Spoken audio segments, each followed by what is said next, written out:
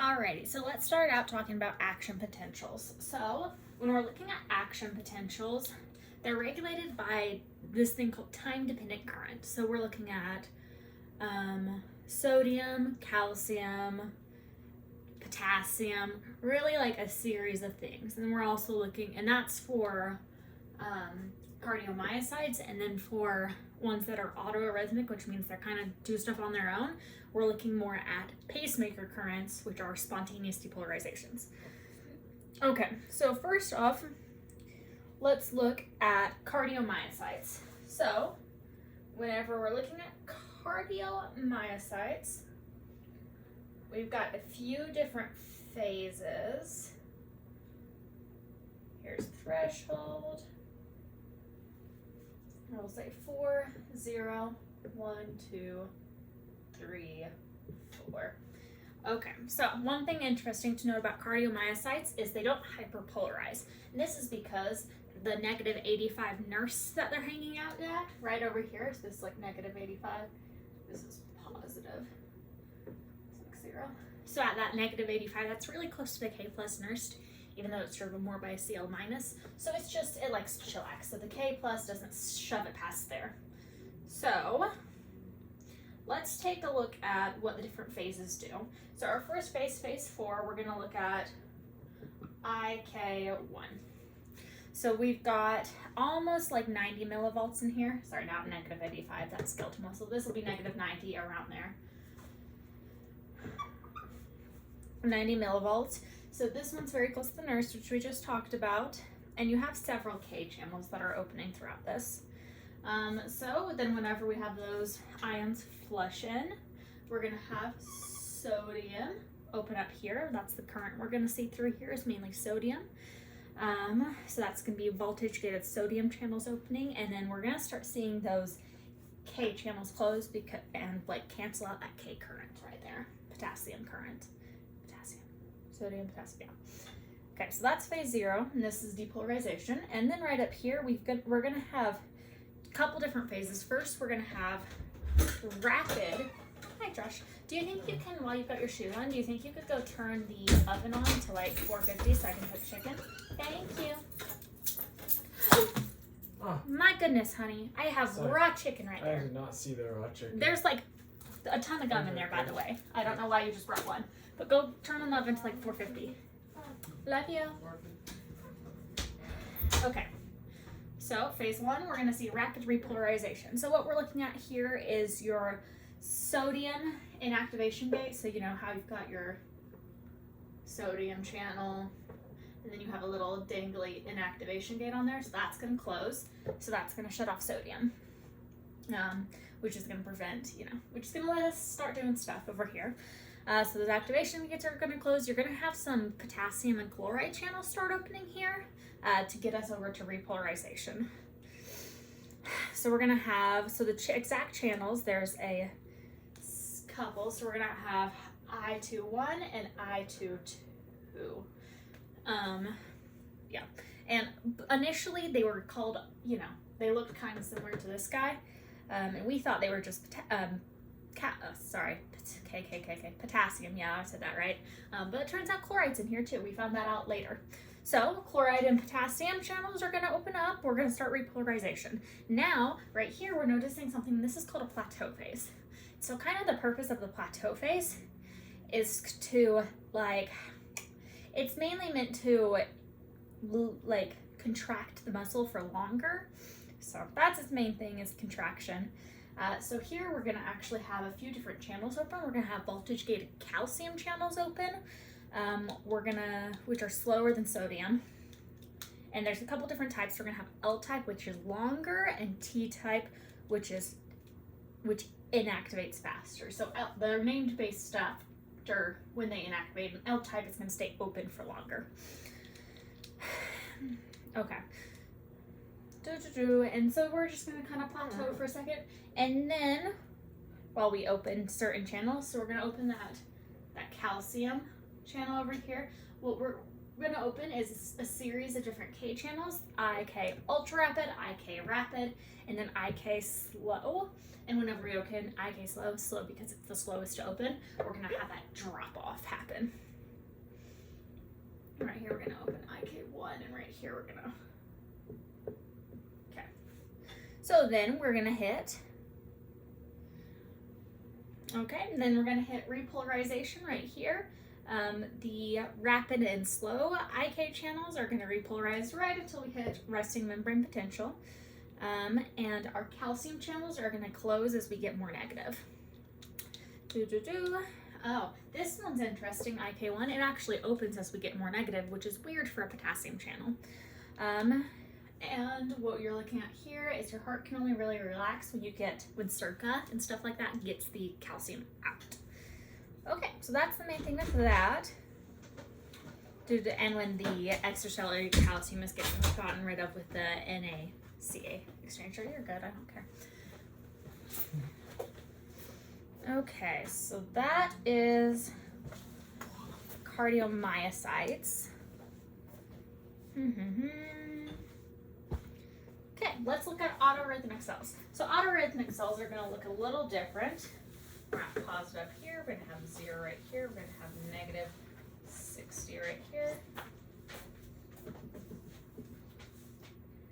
Does that go up there? We're going to loop.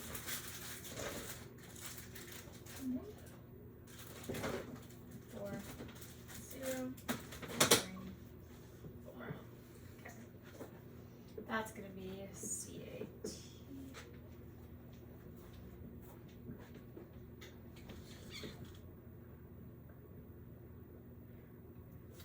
Okay, so in here we're noticing that there isn't really a resting membrane potential. We have a place that we go down to, but we don't really hang out there.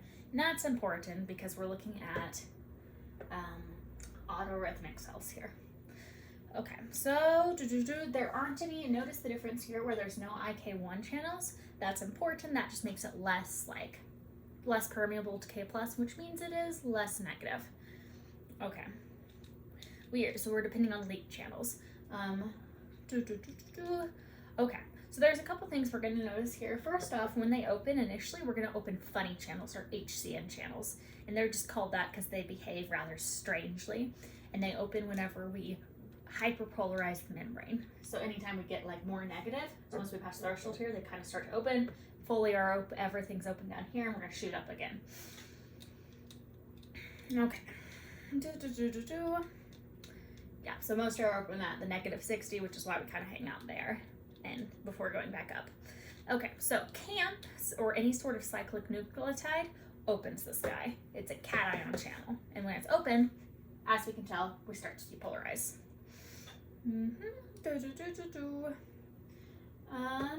Sodium starts to enter with that. Threshold. Okay, well that's most of that one. So if we look back at T-type or L-type calcium channels, L-type and T-type are different. So T-type is going to open fully at threshold, and L-type is going to open near to the top of threshold. So that's important. Voltage-gated calcium. Okay, so that's going to cover ion currents, channels, membrane potentials. Okay, let's take a look at ECG tracings. Okay. I'm gonna erase this and we're gonna look at something else.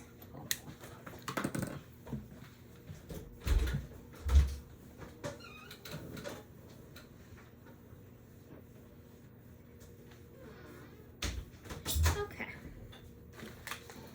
I have corn nuts. They're yummy. Corn nut in the throat. Okay.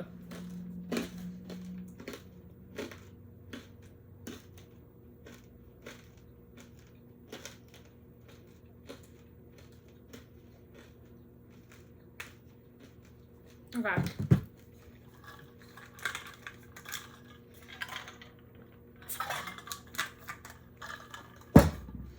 So, next up, let's look at ECG tracings. So, I'm just going to draw a little silly looking heart here. That looks more like a liver, but it's a heart. So, we're just going to go with it. I'm going to have a negative lead and a positive lead right here. Okay, so an ECG tracing basically just reads like electrical fields in the heart, or I guess outside the heart. So you'll notice whenever you have depolarization, negatives go outside the cell. So ECGs have little positive charges in them, the sensors do. And whenever the negative charge goes bing, bing, bing on the sensor, the ECG is like, oh my gosh, stuff is happening. So we're reading electric fields. So they're gonna record electrical activity, blah, blah, blah, blah. And so whenever we're looking at recording electrical activity, the sensor position matters.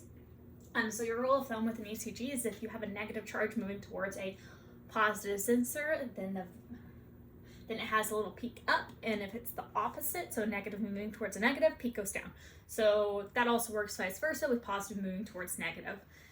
But we don't really deal with that usually as much. So opposite charges go up, negative charges, same charges down, opposite charges up. So that's an ECG, that's our rule of thumb. It's not yeah. So, okay. So in the direction of the vector is how strong it is. So if I point directly at this positive charge with a negative field, then it's gonna be whoa, super strong. But if I point kind of in the middle, it's not gonna be as strong. So if we're exactly in the middle of the two, it's 0 because they cancel out. So, and what's interesting, the position of these sensors actually changes.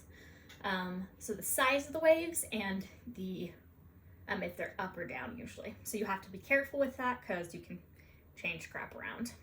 Okay. Describe each phase of action potentials, blah, blah, blah. Okay. Let's look at ECG tracings for each of the waves. So we kind of have an idea. I'm gonna leave that hard up actually. So whenever we do it, we're gonna have a P wave that looks like this, Q, R, S, T. Okay, so I'm gonna label them P, Q, R, S, T. Okay, so P wave, we're looking at atria depolarization, so this stuff. So it's gonna be a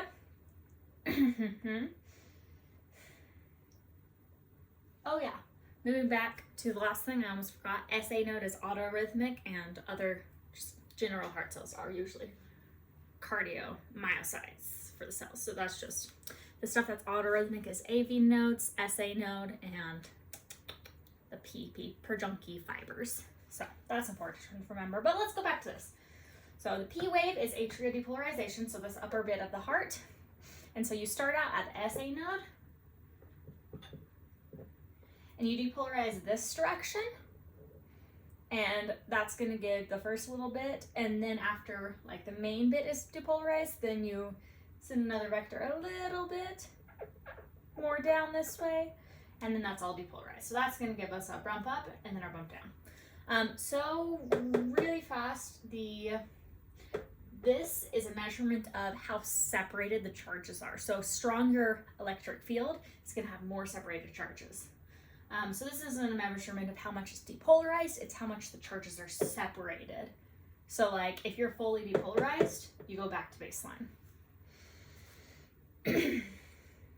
Okay, next looking at our at this little guy, so Q, R, and then S, that's our QRS complex, and it's the ventricular depolarization. If we look at specifics, the Q wave is the superior septum depolarization, R wave is this guy over here, and then the S wave is the second level down and back, so right there. So this big chunk here is going to mask the repolarization of the atria, which is fine. Okay, so let's look at how it looks. Okay, so the Q wave is going to be the little chunk inside the heart, and we're going to have a guy going this way. Okay, which will bring us down because it's a negative going towards a negative. Then for the R wave, it's going to be down fully. So this polarizes that bit, and then we're going to start doing the myocardium, so the inside, and we get most of that polarized, and that's going to give us the up of our R wave and the down. And then we're going to repolarize. There's a little chunk up here that's bigger because the left ventricle pushes out stuff to the rest of your body, which makes it a little bigger. And so that final chunk is going to be our S wave, where we're going up like this. Okay. All right, so that's that guy. So then with T-wave, we're looking at repolarization of the ventricles. And so we just move up that way, and that gives us that guy. And we go from like the outside to the inside. So we're gonna get this bit repolarized before we get this bit repolarized. And this bit depolarizes first, and this bit depolarizes second. Okay, so that'll be that guy. Okay, that's how they're made. Let's talk about NSTEMI and STEMI. So,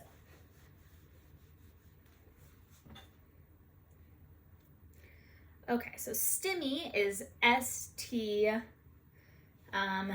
elevation, and NSTEMI is ST depression. So what we're looking at is the S for the depression. The S is depressed from the T wave, and then for the elevation, it's elevated. Okay, so non-STEMI is not ST elevated. Yeah, if that makes sense. So it's just ST depression. So what happens in STEMI is that heart we were talking about earlier, it's got like a little, see, this is our wall. In STEMI, this chunk is depolarized. It's like, it makes a current of entry. It's not good. So we don't like it. So that bit is depolarized, and in STEMI, the whole bit is depolarized. So that just changes the direction of a vector. And so in STEMI, what happens is it goes down, and in NSTEMI, it just goes up. And that's all based on this vector direction. So it just changes based on if the whole wall is depolarized, going that way, versus if part of it's depolarized, going that way. So for an NSTEMI, what'll happen is the T wave, T wave won't invert for NSTEMI. The isoelectric point will be high, and then with NSTEMI, with NSTEMI the isoelectric point is high, and with STEMI the isoelectric point is low. Okay, so that's STEMI versus NSTEMI. Okay.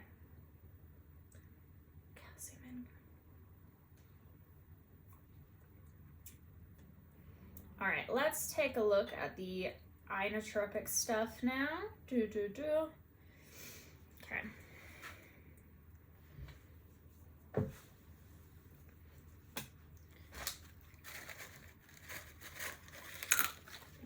Okay. Okay, so inotropy. So we're gonna look at inotropy. We're gonna look at inotropy, lusotropic, and conotropic actions of norepinephrine and acetylcholine on the heart. Okay, so with these, there's this big graph we can look at. And I'm not gonna draw it out because that's gonna take a ton of time, and no one wants to scroll through an hour-long video. So if you to modify contractivity, you're gonna take a beta 1 adrenergic receptor. We're just going to ARP receptor. And we can do a few different things to increase this or decrease it, contractivity. So we can increase how much it contracts, or we can change the duration. So all of those, like, you do them through a bunch of different ways, and we can also modify conotropic actions of norepinephrine and epinephrine and stuff. So I'll just go ahead and draw it out. That'll make it easier. So we're going to go into a alpha S, adenylene cyclase, increased adenylene cyclase, increased camp, then protein A. We'll do like the beginning of it, and that's going to do something.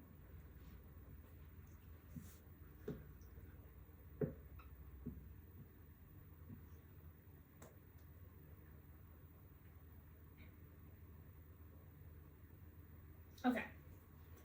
So So we hit the beta 1, we activate the beta 1 receptor, which then does a series of actions, as we can see here. We activate alpha S, we activate adenylyl cyclase, we increase CAMP, we increase protein kinase A, and so that does 4 different things. Let's look at activated alpha S first. So activated alpha S will end up interacting with an L-type calcium channel, which will then increase like how many Ca channels are open, which will increase calcium in the cell, and that increased concentration of calcium intracellularly will end up causing release from this smooth reticulin. So really this one increases calcium, which equals increased contractility, because more calcium equals a stronger contraction.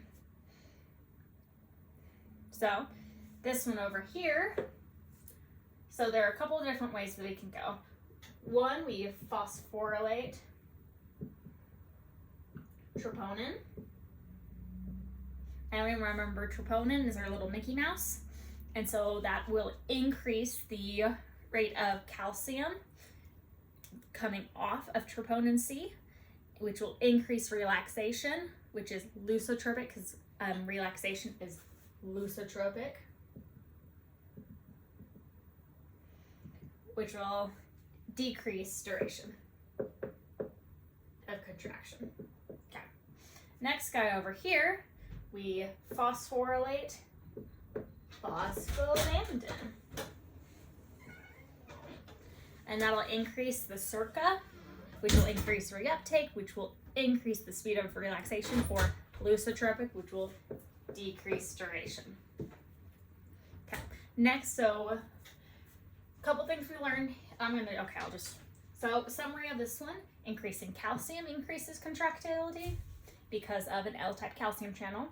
Right here, we learned that phosphorylating troponin I increases or decreases the amount of calcium that binds, which increases how fast we relax, which is lusotropic, and decreases duration of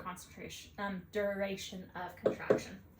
For this guy, we learned that when we phosphorylate phospholambdin, that deals with increasing the speed of the circa pump, which pumps calcium back in, which then means that since calcium reuptake is faster, we increase the relaxation of the muscle, increasing the lusotropic effect and decreasing contraction duration.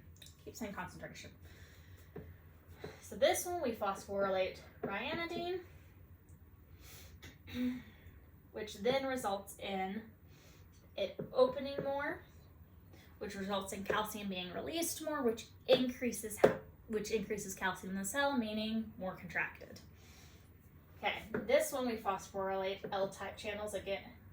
That one we phosphorylate L-type channels, which increases them opening, which does the same thing we learned here, where we increase calcium, increase SR calcium, inotropic effect.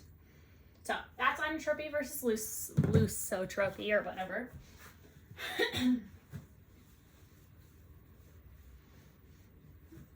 Now let's run one final thing, which is going to be ACH. Okay, so we're going to have that beta 1, which is going to go increase adenylyl cyclase, which is going to increase CAMP, which is going to increase sodium, which is going to increase steepness, which is going to increase HR.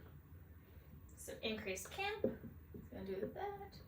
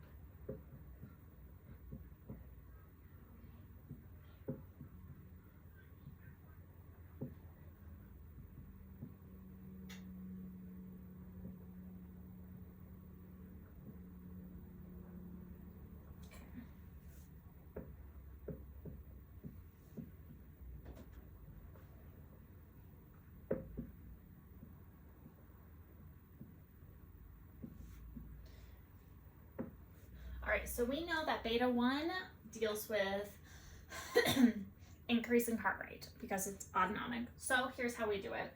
This is dealing with conotropic actions of catecholamines. So we increase beta 1, which ends up increasing adrenaline cyclase, increased camp increases sodium concentrations, which increases the steepness, which increases heart rate. So we know how sodium concentrations work in the heart cell. If we increase camp, we also increase pKa, which increases sodium. So because pKa linked to sodium, that's important to remember. And increasing sodium does two things. One, it increases the steepness because we're doing the positive stuff, which increases heart rate. And two, it makes the threshold more negative, which also increases heart rate. Okay, next guy is M2 receptors. Those are, why am I blinking? M2, parasympathetic, which means we're slowing the heart rate down. Now, there are three ways to achieve, kind of two ways. There are two ways to achieve this. One is beta gamma. I think that's gamma. Beta Y heterodimer. And so we're going to open more GERK channels, which makes the membrane potential more negative, which decreases heart rate. Two, we're going to have this alpha subunit come over and decrease camp, which will both flatten the steepness and make threshold more positive, which ends up decreasing heart rate. Yay, so fun. Okay, so that's inotropic stuff. So this will be acetylcholine. And this guy, epinephrine. Okay. Calcium. Okay, let's talk calcium. Almost done. Man, this is a long one. Joshy, what you doing? Nothing, just planning. Okay, do you think you could put the chicken in the oven whenever you're ready? Oh, yeah. That way it should be done by like 7, I'm thinking, because, oh yeah, before 7.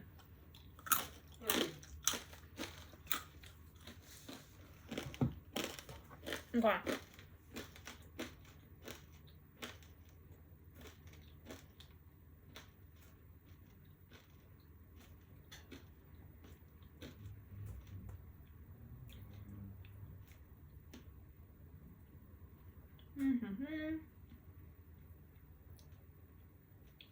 Okay, calcium.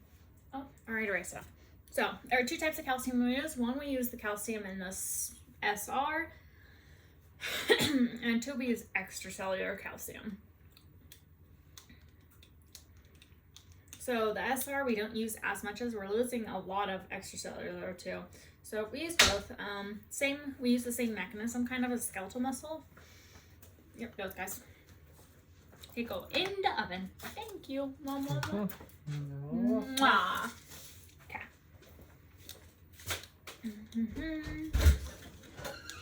Okay. So we have a couple different channels we're using. One, we're using voltage-gated calcium channels for those extracellular ones. So, and that ends up doing a couple of different things. One, it does this thing called calcium-induced calcium release, where the calcium from the extracellular channels opens, tosses calcium into the cell, which then makes the smoother endoplasmic reticulum go, oh, I've got stuff, and release it, because the calcium binds to RIR and opens it up. So the RIR isn't bound to DHP channel this time, so that's important. And then we'll have Circa pump the calcium back into the smooth reticulum, endoplasmic reticulum. Okay, and then for extracellularly, you'll have a sodium calcium pump, move 3 sodium out and 1 calcium in. 3 sodium in and 1 calcium out. Secondary active transport. And so the amount of calcium entering will determine strength. Okay, next guy. Describe the events taking place in the left ventricle and aorta during the cardiac cycle. Okay, let's look at cardiac cycle. Okay. Ooh, she's a chunker.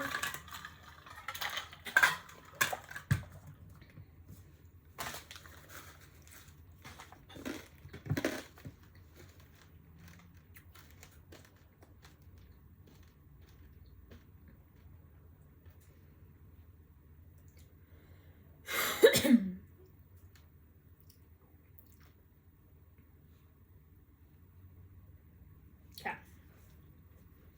I'm gonna use black this time because the marker needs to be used.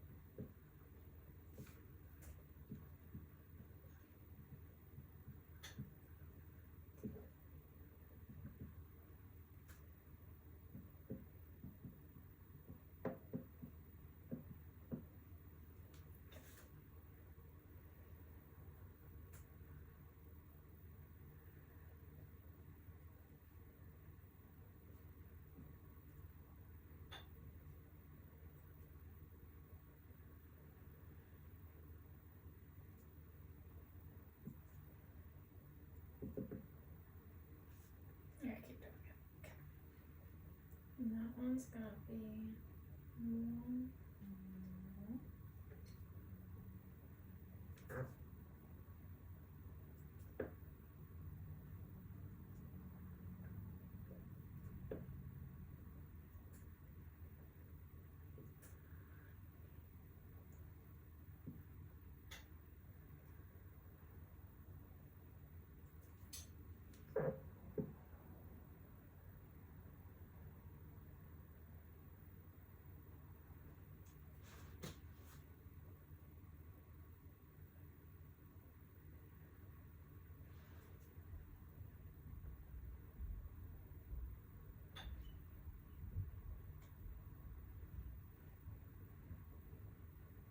Okay, so, oh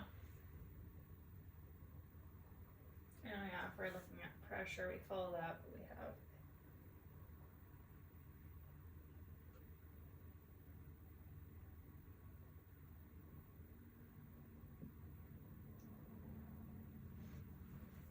okay.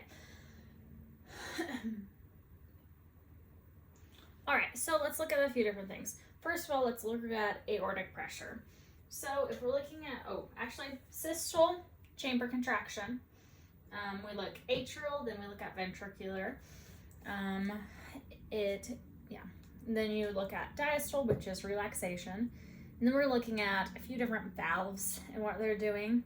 So if we look at this guy, we're gonna notice some stuff happening. First of all, we're noticing that the aortic valve opens here. So whenever we open that aortic valve, we're going to increase the aortic pressure, and we're also going to start decreasing it once that valve closed. We notice a brief increase right here because the blood rebounds and pushes on those walls. And then we notice a decrease. Right here, we're going to notice a little peak as soon as the mitral valve opens, so that's ventricular. And we notice a decrease when it closes, and actually up here before it closes, but the mitral valve is mitral valve closes, mitral valve opens, sorry. So here we're gonna see aortic pressure, atrial pressure, ventricular pressure is that other line, and ventricular volume, which is all important. So then this is all gonna be for the left. So what's important to notice about this stuff?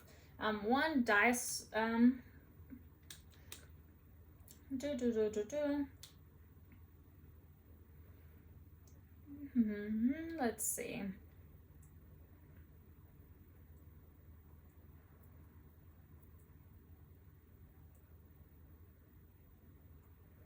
Okay, so what's important? So we notice A for pressure. We're noticing this so what's important, we know that as we increase we're going to increase pressure first. That little bump is going to happen when we contract. Yeah, so dichrotic notch and stuff, that's going to be a little dub whenever, and that's going to happen when after the S2 goes on, sound to number 2, the dub. Okay, so isovolumic is when our ventricle contracts and volume stays the same. So we notice a contraction, but volume staying the same, and that's because that valve doesn't open. So really, what's really important is whenever the valve opens, we start to see movement of volume, depending on what we're looking at. But whenever that valve's closed, the pressure is going to increase, but nothing's going to be able to go anywhere. So that's important. If we're calculating stroke volume, we take end diastolic volume minus end systolic volume, and that's going to give us stroke. And for cardiac output, we take the heart rate and we multiply it by the stroke volume. Okay. Yeah.